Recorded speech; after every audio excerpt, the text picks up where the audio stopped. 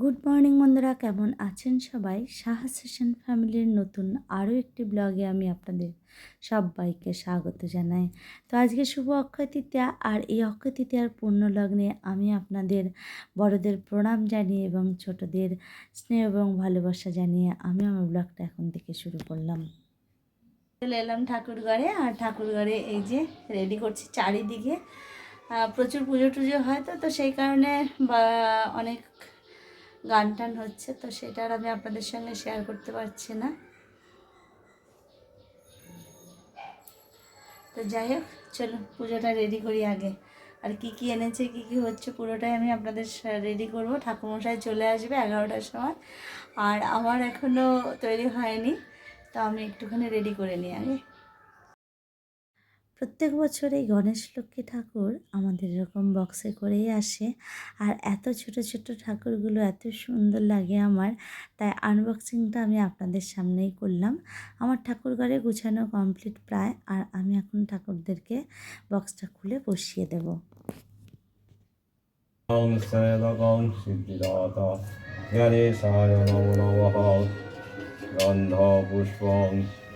বিল্লপত্রং সিদ্ধিদাতা গণেশায় নমো নমঃ। ধূপদকং নবদীপদকং নমঃ। গীতোপকরণ নৈবেদ্যায় সিদ্ধিসম্পদানয়।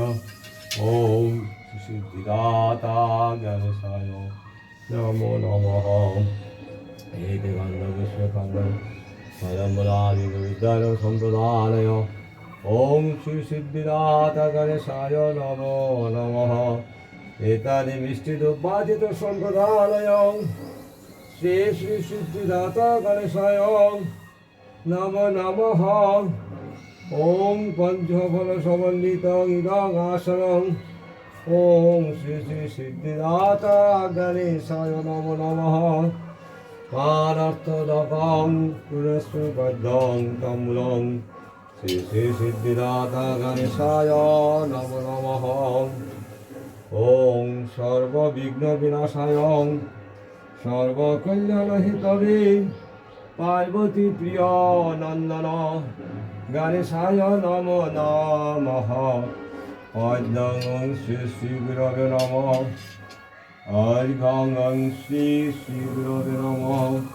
গন্ধপুষ্প বিল্লপত্রং ঐং শ্রী গুরবে নমো নমঃ। ধূপদকং নমঃ। দীপদকং নমঃ। এতানি ফল গণেশ।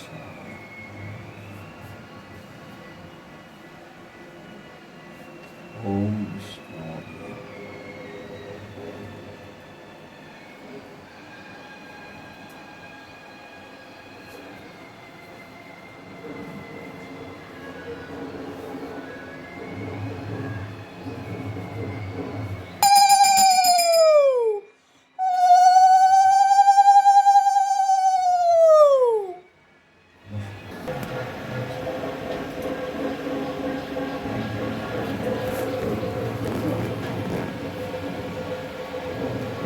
নমঃ একদন্ত মহাকায় লম্বোদর গজানন সর্ববিঘ্ন বিনাশায় চরণাম্বুজনে এষ সচন্দন গন্ধপুষ্প বিল্ল পত্রাঞ্জলি শ্রী শ্রী সিদ্ধিদাতা গণেশায় নমঃ।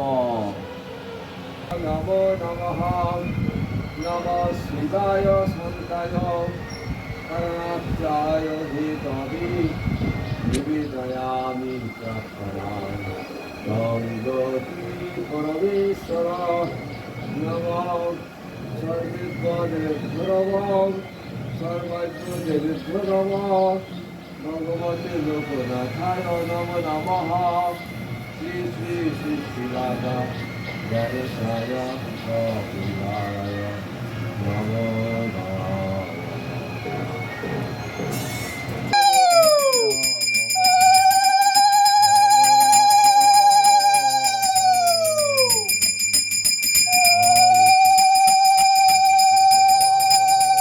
Krishna Krishna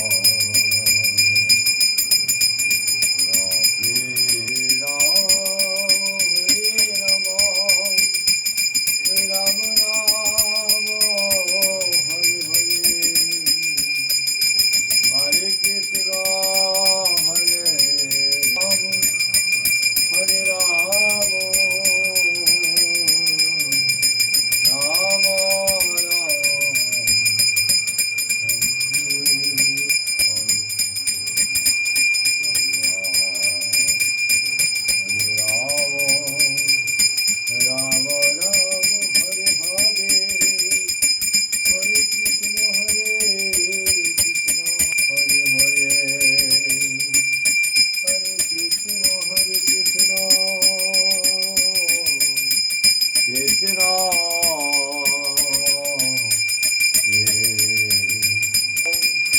Hare Rama,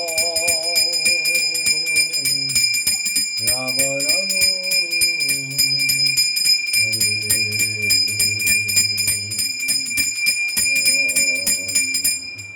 Jad Vibhindadan, Kusumaraya, খেয়ে যাবে কি? Pranam Hankurisya. প্রসাদ খেয়ে যাবে।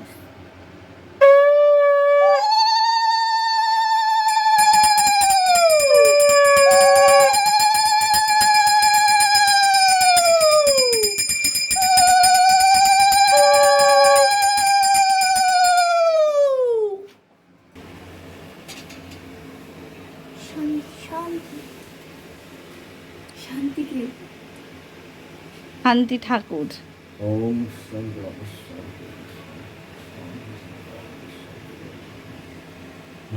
মাথা দে হ্যাঁ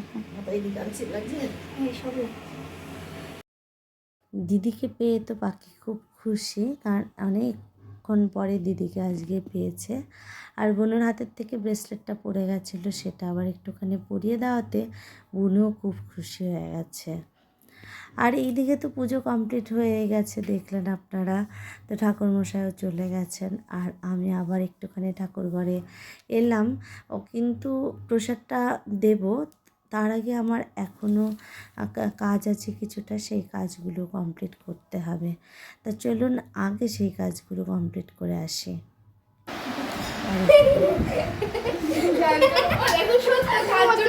তুমি এত ছোট করে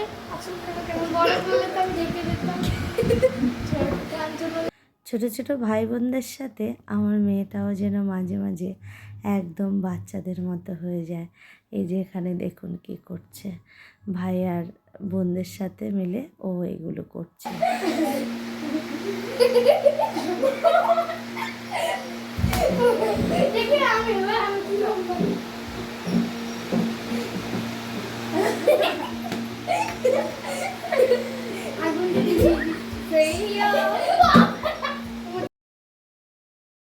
আজকের এই বিশেষ তিথিতে আমাদের এখানে আরও দুটো বাড়িতে পুজো হয়। এক বাড়িতে হয় শীতলা পুজো, আর তার আগের বাড়িটাতেই হয় মনসা পুজো। আর এই দিনে আমরা দুই বাড়িতেই বাটা দিয়ে আসি। তো শীতলা পুজো যেহেতু শীতল বা ঠান্ডা যেটাই বলুন দিতে হয়, তো ওখানের জন্য আমি নিয়েছি ডাব, মিশ্রি, আর এখানে রয়েছে তরমুজ, শসা, লেবু, সবেদা, এগুলো রয়েছে 5-6 রকমের ফল। আর তার সঙ্গে কলাও রয়েছে, মিষ্টি, ধূপকাঠি, মোমবাতি, একটু ফুল, বেলপাতা। তো আমার সাথে এখন যাবে হলো গুড়িয়া। তো এই যে নিয়েছি। এখান থেকে খানিকটা দূরেই রয়েছে শীতলা বাড়িটা, বাঁদিকে চলে যাব, একটা বাড়ির উপর দিয়ে যাব। তো ওর দিদিকে টাটা দিয়ে নিল, এবার যাবে আমার সাথে। আর এই যে চলে এলাম শীতলা বাড়িতে। তো এখানে আমি দুধটা আনতে পারিনি, তার কারণ বেলা হয়ে যাচ্ছিলো আর দুধ আসতে দেরি হচ্ছিল দেখে, তাই পয়সাটা দিয়ে দিলাম ওনাকে। আমরা পিসি বলে ডাকি, তো বললাম পিসিমা তুমি এই টাকাটা দিয়ে দুধ কিনে দিও, আর এটা দক্ষিণার টাকা। আর এখানে দেখুন সবাই যারা যারা দিতে এসেছিলো, এই যে ডাব, ফল ঝুড়ি দিয়ে সব রেখে দিয়েছে। তো চলে এলাম ওখান থেকে, আবার যাব এখন মনসা বাড়িতে। এখনও দুধ আসেনি, তো দুধের জন্য ওই বাড়িতেও টাকা দিয়ে আসবো। এখানে নিয়েছি কলা আর 5 রকমের ফল, মিষ্টি, ধূপকাঠি, মোমবাতি, আর হচ্ছে ফুল আর বেলপাতা। তো এবারেও আমার সাথে গুড়িয়াই যাবে। তো গুড়িয়াকে নিয়ে যাব এই কারণে, একজন গেলে ভালো লাগে সাথে। তো যদিও ও বলেছিল বম্মা একসঙ্গেই চলো, একবারে নিয়ে যাবো। আমি বললাম